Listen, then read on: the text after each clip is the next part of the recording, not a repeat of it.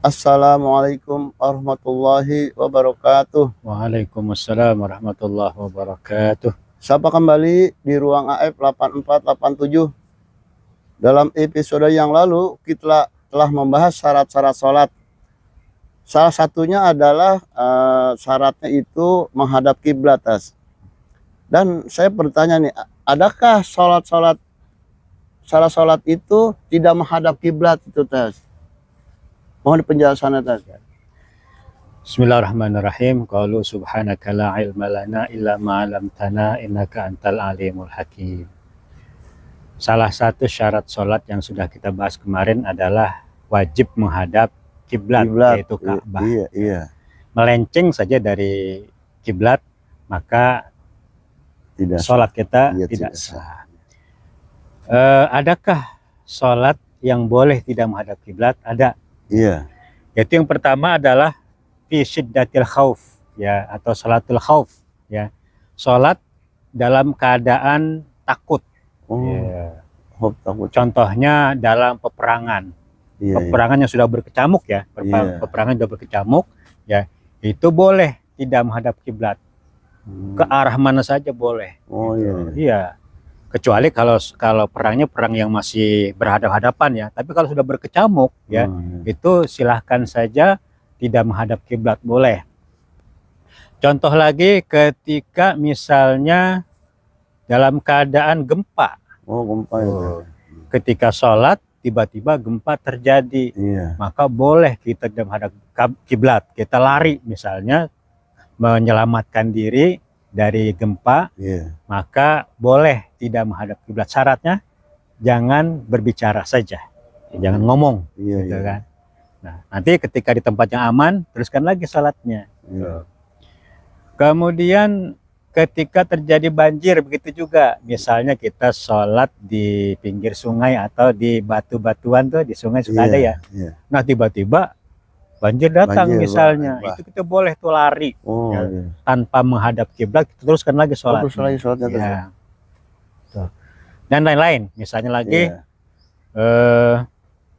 barang kita dicuri misalnya, ketika sholat, kita sholat, handphone kita taruh depan misalnya, tiba-tiba ketika sholat ada yang mencuri, nah kita kejar tuh pencurinya, nah otomatis kita nggak menghadap kiblat kan, itu boleh, yang penting tidak berbicara ketika dia lari. Itu satu. Kemudian yang kedua, dibolehkan tidak menghadap kiblat ketika sholat adalah finnafilati fis safari, sholat sunnah di dalam perjalanan. Ya, ini jarang terjadi nih, jarang diamalkan oleh kita umat Islam, gitu. Terutama kita di lingkungan kita nih, ya. Jadi ketika kita sholat sunnah, ya, dalam perjalanan, baik perjalanan jauh maupun perjalanan dekat, itu boleh, ya. Kita sambil tidak menghadap kiblat. Cuma syaratnya di tempat-tempat tertentu harus menghadap kiblat juga. Misalnya ketika takbiratul ihram wajib menghadap kiblat. Setelah itu silahkan menghadap mana aja boleh. Nanti ketika ruku menghadap kiblat lagi. Ketika sujud menghadap kiblat lagi. Kemudian ketika duduk juga menghadap kiblat. Selain itu boleh, ya. Baik di dalam kita berjalan kaki maupun di dalam kendaraan, gitu.